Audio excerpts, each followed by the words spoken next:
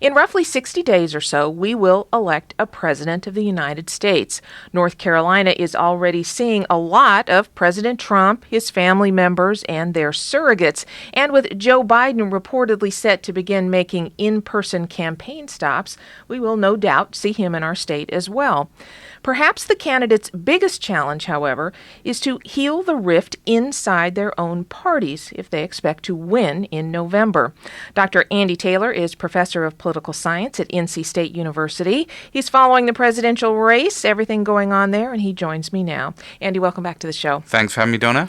Let's talk first about the challenge for Joe Biden and the Democratic Party. What dynamics do you see going on there?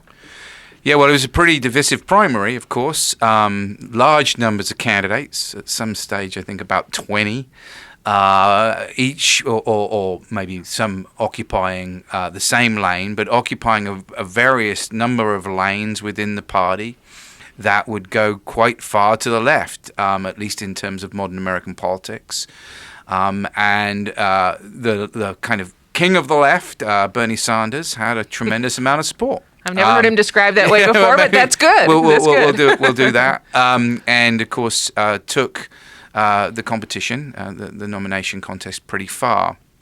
And although Biden was able to unify the party, there clearly is still a strong residue of this divisive primary, particularly from in that progressive wing. So, Andy, can we tell anything from polling or anything at all as we watch these races go forward? Can we tell if Joe Biden's camp believes that they have gotten the folks who are to their left into the fold and ready to actually turn out and vote?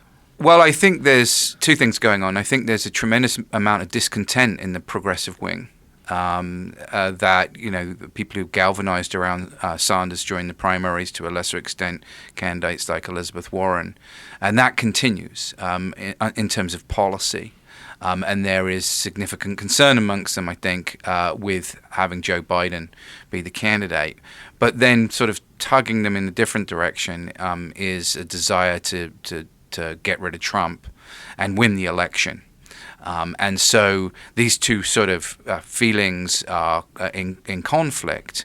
But from the polling that we see, it does seem as though the sort of desire to win, or the sort of short-term concern, is overriding the long-term ones. And perhaps there's a sentiment within that wing of the party that just get rid of Trump and then possibly go to work on Biden if the Democrats maintain control in the House, if they win the Senate, which is, certainly within the realms of possibility.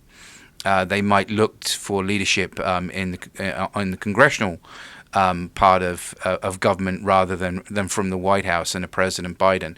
So I think that concern amongst them to get rid of Trump is at the moment, if you'll pardon the phrase, trumping that other desire to move the party far to the left. What will happen then when Joe Biden gets on a debate stage with Donald Trump, and presumably both candidates will be asked pointed questions about what they support, what they don't support? Is that the point at which it will get tough for Joe Biden to try to do the balancing act? Well, certainly. And the Trump argument is that Biden really is a sort of Trojan horse, or even if he's not consciously a Trojan horse for these progressive ideas, he's going to be too weak to really control the party. And so if he wins, and particularly if the Democrats also win the Senate, then, what you'll hear from him during the campaign isn't what you'll get when the Democrats are in office. So far, Biden, and I think this is worked largely because of the pandemic and the fact that we don't have a traditional campaign, has done a good job of sort of saying, no, I'm the old Joe that I'm the moderate. I support, for example, the protests about racial injustice, but I'm against the violence and the looting and the disorder. But as you said, on the debate stage, when he's really pressed by Trump on this, it's going to be more difficult for him to make the case. Now, speaking of President Trump, he's got his own set of challenges within the Republican Party. It's been rather interesting to see disaffected Republicans who don't like Trump. A lot of times we call them the Never Trumpers, but there are several different groups of them.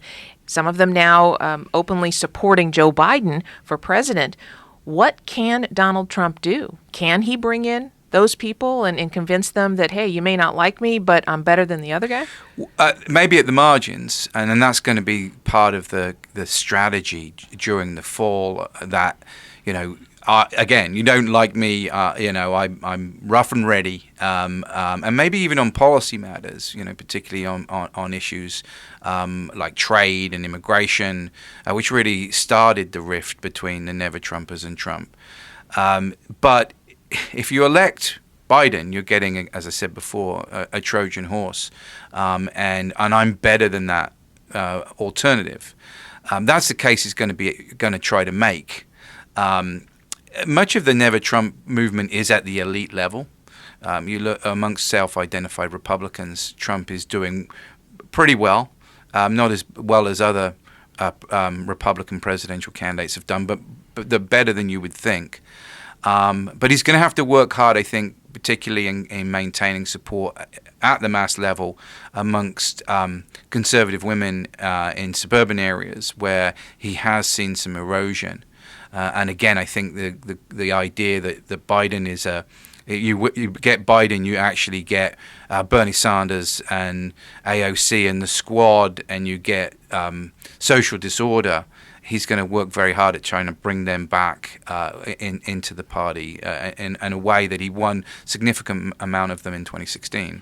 A public safety message seems to be emerging, at least at this point, from the Trump campaign. Is that really targeted to those suburban women, the moms who are concerned about their kids? Yeah, to a large extent. I think it's aimed at them.